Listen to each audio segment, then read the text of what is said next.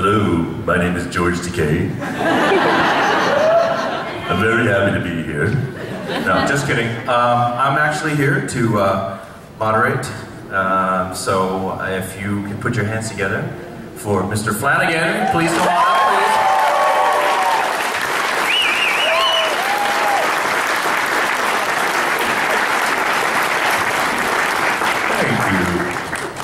Thank you, George. Joe and I were actually in acting class years ago together, before we had any gray hair. That's true. Yeah, it's there. It's just camouflage. I got it for you. I was the guy that Garrett said, that guy will never amount to anything. No, that didn't happen. Are you good? No. I said that guy. He's a handsome dude. That's what I thought. Then you had that. But he said that and he put his hand on my thigh. I was like, whoa, dude, you better be acting. But then you had all those Schick commercials. Didn't you have Schick commercials? You were doing some shaving stuff. I did so many commercials on it. You were all over the place with it. I probably sold more products than I care to admit. Seriously. He'd come on. But if you buy the new latte, it's No, yeah, I did a bunch of commercials and everybody was like, oh my God, you're going to make a mint, man. You're going to make so much money. And that was not true. Yes. It was not true because every commercial I did was for some kind of product where they would put it on the air for 2 weeks and then pull it. And, you know, like big products. And all these people were telling me have been doing commercials years earlier where it was like an Ivory soap commercial that ran for like 5 years. And all of America knew that damn commercial, you know? And they just collected residuals. Well, that didn't happen to me. So they I think the first commercial I did was with Cindy Crawford for Pepsi. And I think my lines, which are very well rehearsed, was, would you like a Pepsi Cindy or something to that effect. I obviously wowed them. I've seen Cindy Crawford so many times since then, and she has no idea I was in a commercial. But oftentimes, late night, you come on in a commercial, and I'd go, there's Joe Flanigan. There's Joe Flanigan. I would say that often. But why is he selling feminine hygiene products? No, but then when you got on to your show, honestly, when you entered the sci-fi world, I was so excited for you. I was like, thank God, I'm going to see him at conventions now. We can talk about commercials and acting class. Were you doing this stuff before then? Yeah. Oh wow. Yeah. I was doing, like what year did you book the role? It was Well, in 1924. They said, talk into this microphone thing. Talkie? It's a talkie. I don't remember when it was. It was a long time ago. It feels like, but maybe it wasn't that long ago. Do we know here? The audience has to know here. Someone's gonna. Yeah, somebody will know. That's what I meant to say. 19 what? 99? Really? You sure? Can we just make it this millennium? That just blows. You know, when I say that to somebody, it's just like, oh God. Yeah, my kids are like that. Yeah. My kids are just not impressed at all with anything I've done unless it has like, I did a video game. They're like, Dad, that's cool. Other than that, they could care less. How old are your tots now? They're 13, 10, and 7. 3 boys. My little gaggle of Irish knuckleheads. Yeah. They pretty much just beat the crap out of each other. Laugh, cry, laugh, cry, laugh, cry. Just like the Irish, I guess. Yeah. Are you 100% Irish? Well, my mom's actually Scottish, so it's bad any way you look at it. You know? Yeah. But yeah, no, my grandfather came over from Ireland. So, okay. Yeah. Excellent. And last night, where would you run off to? I saw you on the street walking. Okay.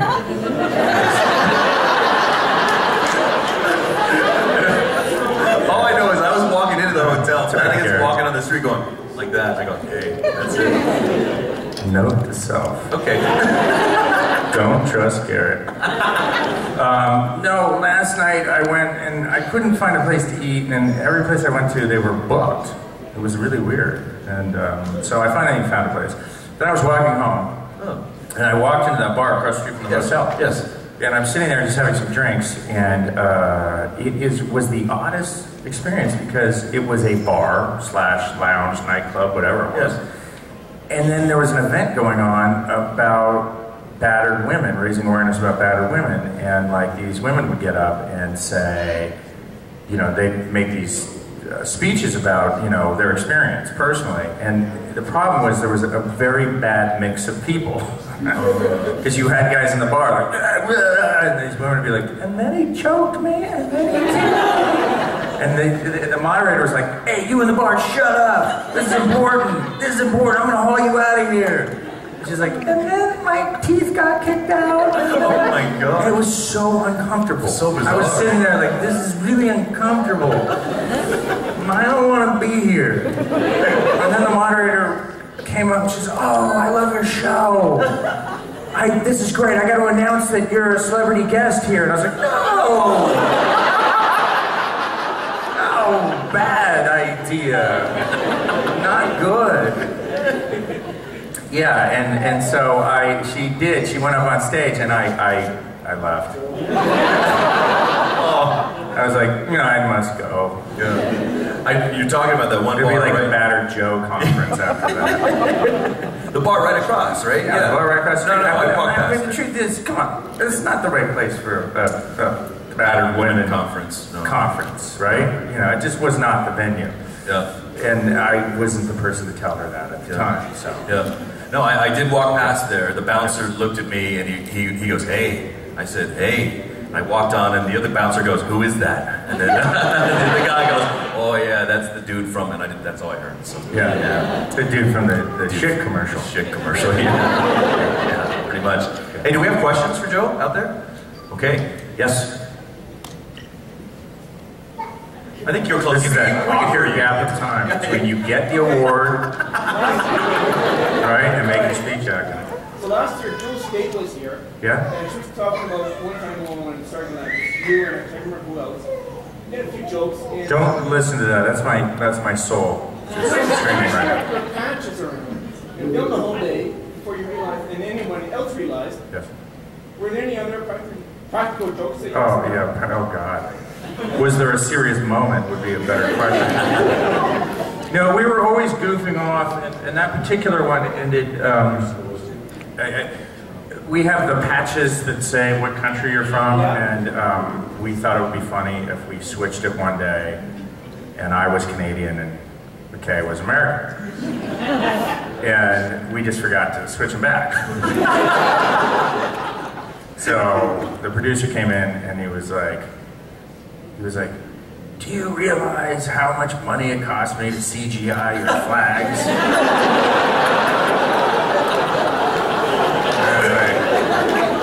I was like, oh, sorry. Okay, I was like, shut up. So it worked out perfectly. Yeah, no, there was always, we were just goofing off all the time. It was like a big, just, it was a little like a frat party meets, you know, a dysfunctional theater group or something.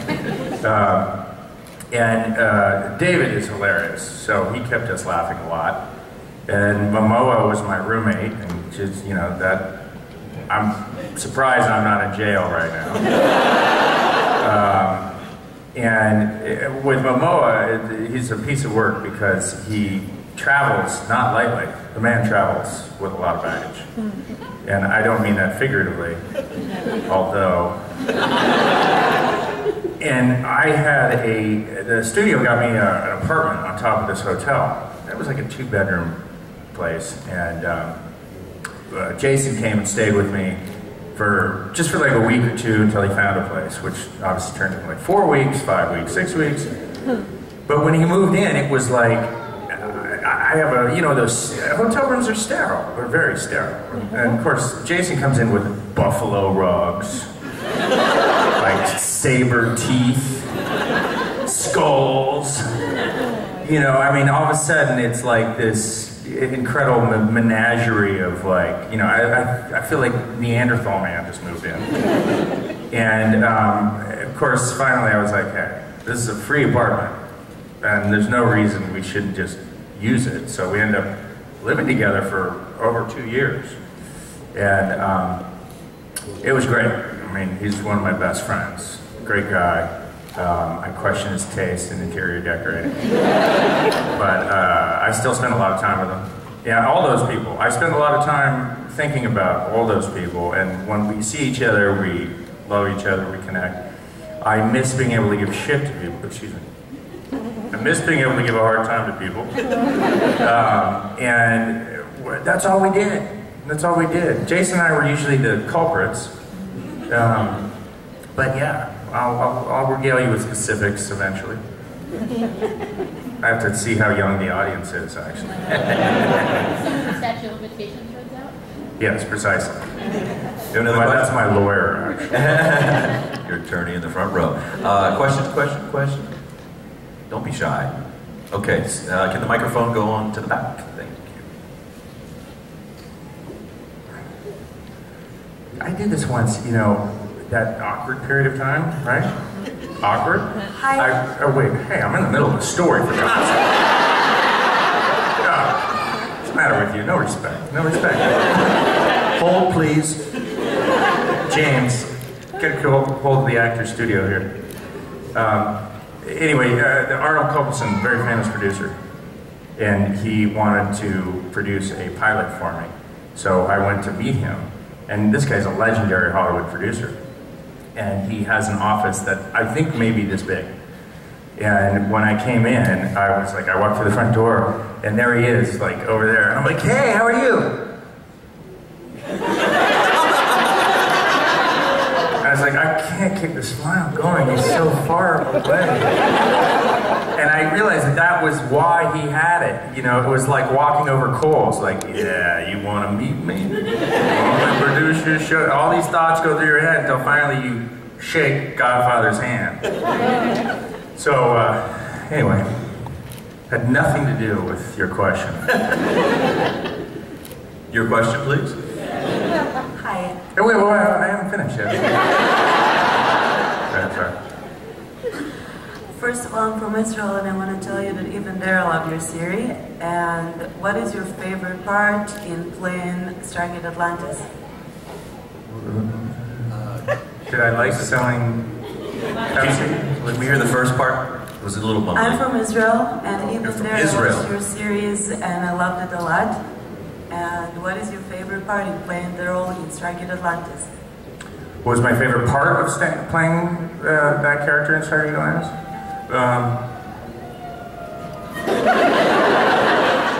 That was for you, Joe. I think that, you know, I liked the action. I liked shooting guns. I mean, you know, the truth is we're all little boys. The only difference is I was getting a paycheck all of a sudden. I was like, oh, this is cool. I mean, I remember being in the backyard, like, mowing people down. And now I'm like, yeah. And a check shows up, and I'm like, that's so awesome. But the action was nice because what people don't realize is that acting is an incredibly sedentary job. Like, I mean, you sit around, and you sit around, and you wait, and you wait, and you wait, and then they have craft services. Then you eat, then you go back to your trailer, and you wait, and you wait, and you wait. It can be mind-numbingly dull. And so, anytime you can engage something physical into the performance, it just makes everything better. Also, action is one of those things that everybody around the world connects to. It doesn't have to be translated. And so, it's not a mystery that action films do better than any other thing. And action stars happen to be mostly the biggest stars in the world. Every culture in the world connects to it. And so I like action a lot in that regard. A little less dialogue too, that helps. Ask Jason. Ronan, what are you doing? Yeah, you know, we would go home and I'd have to go and work on my lines, and Jason would be like, yeah, I'm done. Going downstairs to get a scotch, Moji, you want to go? I'd be like, no, I have actually dialogue. He called you Mode? What was it? He called me Joji, actually. Oh, Joji. No, that's not why. He said Moji. Okay. I did, I called him Moji. It's wrong. Gotcha. Let's not go there. All right, let's not go there. Did you do your own stunts? Yeah, mostly. Yeah, almost all of them, actually. But I didn't do anything outrageous, though. Yeah. I don't think I did. Except act. That was the craziest thing I've ever done. Yeah, no, the stunts are fun. Stunts are a lot of fun. The stuntmen became great friends of ours. Those are the guys who still, when they come to LA, call us, you know, and stay with us and so forth. They just stick their bodies on the line. And, you know, I have a tremendous amount of respect for them. So that was my favorite part. Are we in Israel? We are? Really? What's the channel? It's over. Just don't say that. Just say it was in this millennium, though, right? Okay, good. Nice. Good. So you came from Israel to this convention? Oh, you live here now? Okay. All right. I got you. That'd be pretty cool if you came all the way from Israel to see you. You know, I just need to help her with her storytelling. Okay. Yes, I came all the way here to see you, Joe. You are the greatest. That helps. It just works. Okay. All right, let's go for another question. I think we have one back. Oh, okay. Hello. Hi. If you didn't act, what would you do for a living? I would be acting out of work. I did a lot of different things. I worked at a brokerage firm, I worked at a bank. One of the last jobs I had, I was an advance man in the White House for the president. And I actually organized trips. So if the president or vice president goes someplace, they need a small group of people to go before him and organize all these details. Like, where's he going? Where's the motorcade going to be? What hotel are we at? Blah, blah, blah, blah. We would fly in, and it was like a little surgical strike. It's really wild. You come in, you have Secret Service with you, and then you get your hotel rooms, usually a string of hotel rooms that are connected, like 3 rooms. And then a guy comes in and rewires the entire hotel, the hotel rooms, and sets up a whole telephone network for you that's like safe and secure. And then you have a red phone. And the red phone that you bring with you is a direct White House link. And then you sit there and you talk to the mayor and the police chief and all these other people about how to handle a presidential visitor. And it's pretty cool. It was pretty cool. But I didn't like the people I worked with. They're kind of horrible. Yeah, no, there was like some really messed up people. And so I left, much to my father's chagrin, and decided I was going to be an artist, man. I'm going to paint, write, you know, that type of stuff. And I made the right decision, but it was a difficult one. And in retrospect, it was, you know, there was a lot of value in what I was doing, and I probably should have segued out of that a little bit differently.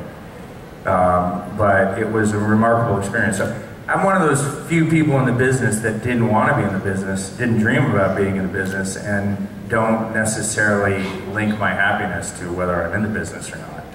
I just have been really lucky. And I got married, and there's these 3 little guys that say they're mine. I question that whole thing. Just because you look like me, don't be looking at me like that, kid. You 1 meal a day. And so I got to feed them.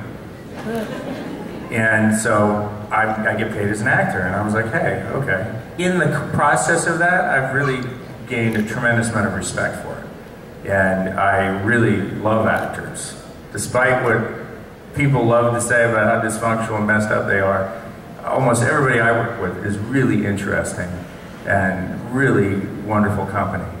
And most of them, you know, probably would be in jail if they weren't working as actors. But they make for interesting company. And it's never dull. And I have tremendous respect for it. And if I can have it for the rest of my life, great. I hope so. All you guys have to do is write endless emails to networks and studios that you want me in their projects. When you were doing that job, what president was in office during that time? It was George Bush Sr. was running for president, as vice president. So Reagan was president, and I ended up working with Bush Sr. And interestingly enough, George W. was on the campaign. everybody's favorite person. And I mean, he was a friendly guy. He didn't strike me. I never looked at him like, oh God, one day you'll be president. That's not a thought that occurs when you see this guy. So you can imagine my surprise. And my whole family's been in politics. My dad was a finance chairman for Nixon. Oh, wow. And that's where my parents met, actually. And my uncle was the assistant to the president, chief economic advisor to Nixon. Oh, slew. It was like old Republicans, right? But they weren't like Christian conservatives. They were like old school. So anyways, I was involved in all that, and it was natural for me to go into it. Yeah. And my uncle goes, I want you to meet this guy. He's coming to Hollywood, and I'm going to have him have breakfast with like 20 of you guys. And I think he's going to be the next president of the United States. And he's a governor in Texas. And, well, you know him, George W. Bush. I was like, oh, okay, yeah, I'll go, we'll go. So I'm sitting there with 20, apparently. I go, don't ask me why I'm there. I'm the least important guy there, for sure. But he goes, I want you to go and tell me what you think, because we haven't announced we're raising money. So I go, and George W. Bush gets up, and he starts talking unprovoked about premarital sex. I was like, all right, well, that doesn't really go with my chocolate croissant right now. Why is he talking about this? And then we're all looking at each other like, did you say something? Did you bring your pregnant teenage girlfriend here? Anyways, when he left, he goes, well, what do you think? And I said, I think he needs a new speechwriter, maybe? Or, you sure this is the guy you want to back? And I think he needs some help. And he said, oh, that's the problem with you guys in Hollywood. You're all, you're all relativistic and blah, blah, blah. I was like, okay, whatever, that's fine. I don't think this guy will ever get elected. And he said, bullshit. He said, people are going to come out of the woodworks and vote for this guy. You have no idea. I mean, and I said, oh, come on. We don't live in a country like that. What are you talking about?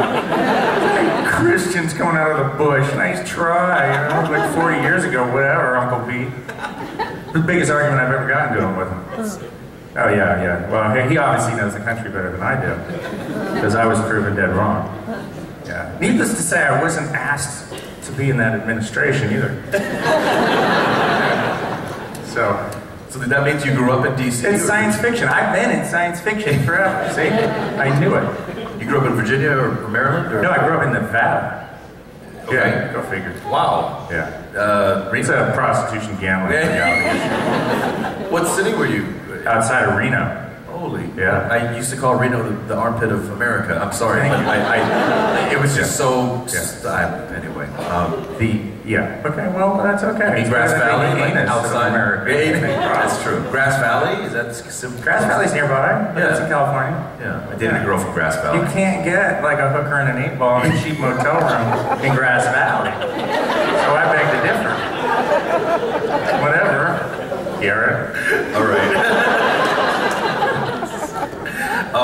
So you did all that work when you were in Nevada then, pretty much? No, I was traveling. I lived in D.C. and gotcha. I lived in, Okay. You lived in D.C., the city of D.C. I lived in D.C. at the time. I've lived all over. Yeah, gotcha, yeah. I'd like to just stay in one place. I really do. I bought a house in Malibu. I've never worked in L.A. since. I mean, I just haven't. It's just really interesting. So. Awesome. Let's get another question over here.